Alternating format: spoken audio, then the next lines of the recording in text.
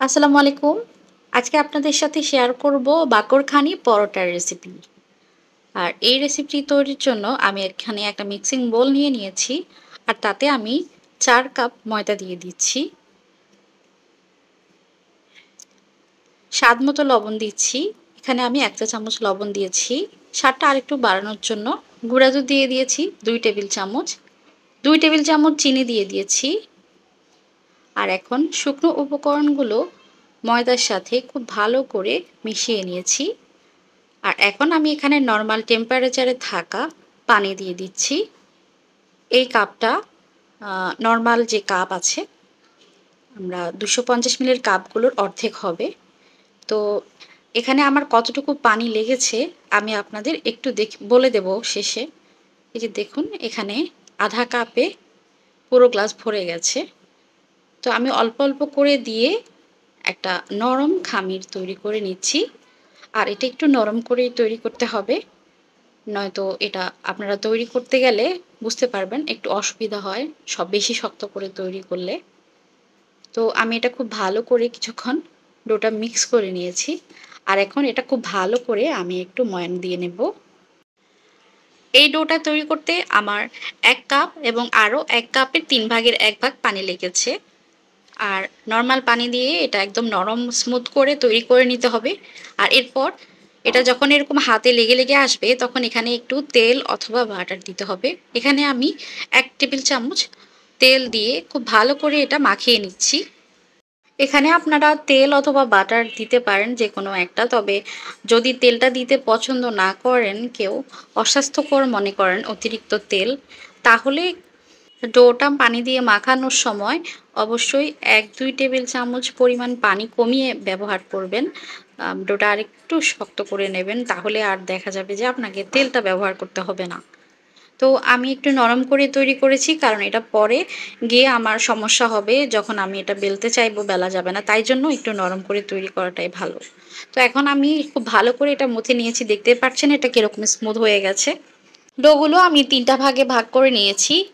আর এখন আমি আমার পিৎজা ট্রে বা থালার সাইজ অনুযায়ী আলাদা আলাদা করে বড় ছোট করে তৈরি করছি। তবে আপনারা চাইলে সবগুলো সমান করে তৈরি করতে পারেন।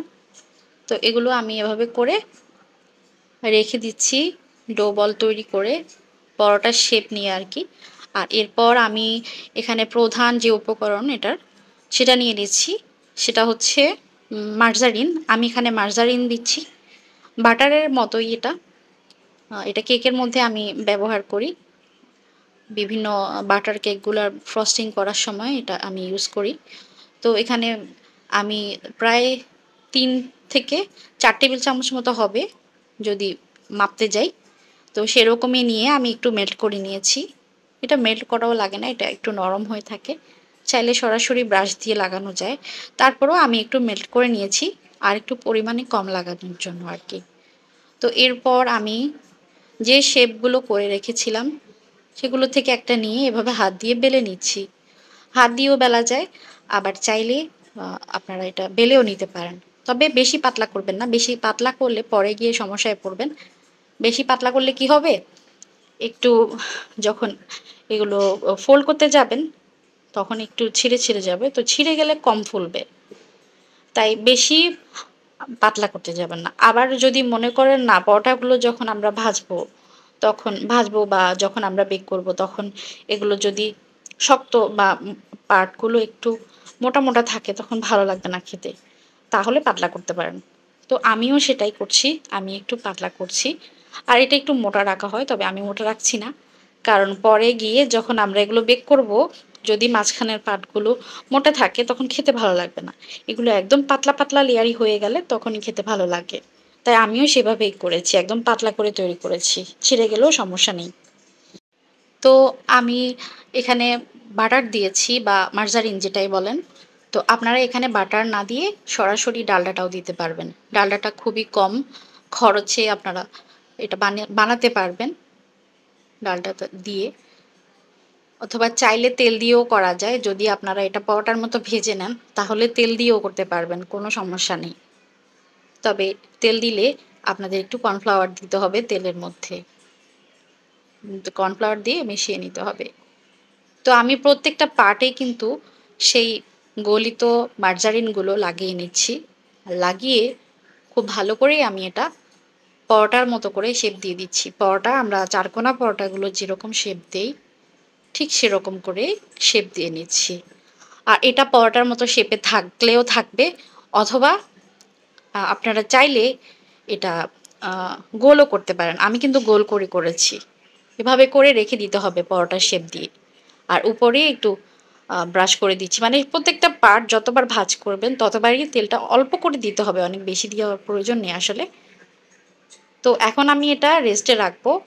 আর তার জন্য এই যে বলেছিলাম প্লেটে একটু তেল গ্রিস করে নিচ্ছি, তেল না সরি, এটা হচ্ছে মার্জারিন। তো ওটা গ্রিস করে নিয়েছি। আর এখন আমি এই চারকোনার শেপটা এই প্লেটের মধ্যে নিয়ে নিচ্ছি। এটা আমি প্লেটেই বেক করব। আর এটা আমি চাইলে এখন সাথে সাথেই কিন্তু ফোল্ড করতে পারবো না, তাই জন্য একটু রেস্টে রাখা, ব্যাস আর কিছুই না। তো এটা আমি কিছুক্ষণ রেস্ট দিয়েছিলাম, যেহেতু আগে দুইটা তৈরি করেছি, আগে দুইটা না আগে একটা তৈরি করেছি, তাই একটু আন্দাজ হয়ে গেছে কিভাবে করলে এটা ফোল্ড করা যাবে, তাই সেটাই আপনাদের সাথে শেয়ার করছি আর কি। তো সাইডের যে পাশগুলো এগুলো লাগতে চায় না, তাই আমি একটু পানি লাগিয়ে নিয়েছি। তো আপনারা একটু ফ্ল্যাট করে নেবেন, মানে পরোটার মতো চারকোনা করে একটু বেলে নিতে পারেন, তাহলে এটা লেগে যাবে আর কি। তো আমি আর বেলিনি, আমি ওভাবেই করে একটু পানি লাগিয়ে গোল করে নিয়েছি, গোল ডো বল তৈরি করে নিয়েছি। আর এভাবে করে মুখটা সিল করে দিচ্ছি। মুখটা অবশ্যই সিল করতে হবে, নয়তো পরে গিয়ে ফুলবে না। খুব ভালো করে সিল করে দেন হচ্ছে এটা আবার রেস্ট দিতে হবে। আমি এটা খুব ভালো করে মুখটা লাগিয়ে নিচ্ছি। এই পরোটাটা আপনারা চাইলে অনেকভাবে তৈরি করতে পারেন। চাইলে বেক করতে পারেন, চাইলে আমরা যেরকম পরোটা ভাজি সেরকম দুই পিঠ উল্টে পাল্টে ভেজে নিতে পারেন, আবার চাইলে চুলায়ও বেক করতে পারেন। যেভাবে আমরা তন্দুর রুটি তৈরি করি, নিচের পাশটা লবণ দিয়ে আটকিয়ে এরপর যখন ফুলে ওঠে তখন একটু উপর করে চুলার মধ্যে উপরটা পুড়িয়ে নিই, সেভাবে করেও তৈরি করতে পারেন। এই সবগুলো প্রসেস কিন্তু আমার আগের ভিডিওতে আছে। আমি বিভিন্ন রুটি পরোটা বলেন কিংবা আফগানি রুটি বলেন, এগুলোতে আমি আমার যে এগুলোতে আমি আমার স্কিলগুলো বা যেভাবে তৈরি করেছি পদ্ধতিগুলো আপনাদের সাথে শেয়ার করেছি। আপনারা চাইলে আমার আগের ভিডিওগুলো দেখে নিতে পারেন, এতে করে আপনারা একটু আন্দাজ করতে পারবেন এটা কিভাবে তৈরি করে। যারা এটা নিয়ে বিজনেস করতে চান তারা চাইলে কিন্তু বিজনেসও করতে পারেন। এটা মানে অনেক ইয়ামি, বাচ্চাদের বিশেষ করে খুবই পছন্দের এই ধরনের মিষ্টি পরোটাগুলো। এটা শিরা বাকরখানি, তো অনেকেই এটা শিরা দিয়ে পছন্দ করে না, তারা চাইলে শিরা ছাড়াও তৈরি করতে পারেন। এটা একটা পাইয়ের মতো হবে, একদম মুচমুচে থাকে শিরা যদি শিরা না দেওয়া হয়। আর যদি শিরা দেওয়া হয় তাহলে এটা নরম হয়ে যায়, শিরা ঢুকে একটু মিষ্টি মিষ্টি হয়, খেতে ভালো লাগে। তো এগুলো আমি ঢেকে রেখেছিলাম, অবশ্যই ঢেকে রাখতে হবে কোনো কিছু দিয়ে, না ঢাকলে এটা দেখা যাবে যে উপরের পাশটা ড্রাই হয়ে যায়, তাই অবশ্যই ঢেকে রাখতে হবে। এরপর চেপে চেপে পরোটা শেপ দিয়ে এরপর ভেজে নিতে হবে অথবা বেক করে নিতে হবে। আমি চুলায় করতে চেয়েছিলাম, চুলায় যেভাবে বেক করা হয় যে কোনো কিছু সেভাবেই করতে চেয়েছিলাম, কিন্তু দেখা যাচ্ছিল যে ফুলে উঠেছে কিন্তু উপরের যে কালারটা সেটা আসতে চাইছিল না, তাই জন্য আমি এটা পরে ওভেনে নিয়ে গিয়ে কালার করে নিয়েছি, দ্যাটস ইট। আর এই যে ওভেনটা আমি এটা 40 মিনিট বেক করেছি। আর এটা আপনাদের ওভেনটা আসলে কীরকম হিট দেয় সেই অনুযায়ী হবে। আমার ওভেনের হিটটা একটু কম পাই এখন, আগে আরও কম হিটেও বেক হয়ে যেত জিনিসপত্র, কিন্তু এখন 250 ডিগ্রি সেলসিয়াস দিলেও কিন্তু এটা কম হিট হয়, হিটটা কম আসছে, এটা চেক করাতে হবে। তো আপনাদের আরও কম সময়ও লাগতে পারে। উপরের হিট আর নিচের হিট অন করে বেক করবেন যদি বেক করেন, আর একটু নিচের তাকে রেখে বেক করার চেষ্টা করবেন, তাহলে এটা দ্রুত ফুলে উঠবে। আমি উপরের কালারটা আনার জন্য একটু মাঝের তাকে করেছিলাম।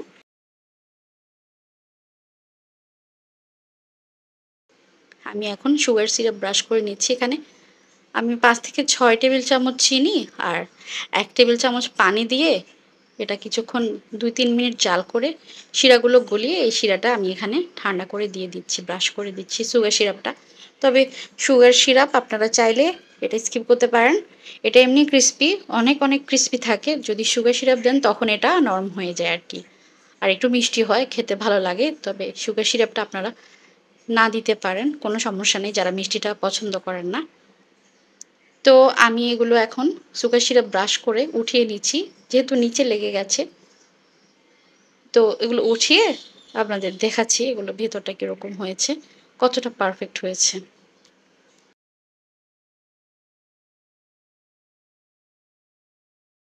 দেখলেন তো, খুব সহজেই কিন্তু এই পরোটাটা আপনারা বাসায় তৈরি করে নিতে পারবেন। আর এটা অনেক অনেক মজা হয়। চাইলে একদিন বানিয়ে ২-৩ দিনও খেতে পারবেন স্টোর করে। এটা খুবই ভালো লাগে খেতে। আমি আপনাদের একটু ছিঁড়ে দেখাচ্ছি, নয়তো বুঝতে পারবেন না ভিতরে কীরকম হয়েছে। কীরকম লোভনীয় লাগছে না? ঠিক এরকম লোভনীয় হয়েছিল খেতেও। আমি ছিঁড়ে দেখাচ্ছি, দেখেন লেয়ারগুলো কিন্তু একদম পাতলা হয়েছে আর অনেক অনেক লেয়ার তৈরি হয়েছে। রেসিপি সম্পর্কিত কোনো প্রশ্ন থাকলে অবশ্যই কমেন্ট বক্সে প্রশ্ন করতে পারেন, আমি আপনাদের রিপ্লাই করব ইনশাল্লাহ। তো আজকে এ পর্যন্ত। ভিডিও ভালো লাগলে একটা লাইক দিয়ে দেবেন, অথবা আপনাদের কোনো কিছু খারাপ লাগলে সেটাও বলতে পারেন, আমি পরবর্তীতে সেটা ইমপ্রুভ করার চেষ্টা করব। এখানে বিদায় নিচ্ছি, সবাই অনেক বেশি ভালো থাকুন। আল্লাহ হাফেজ।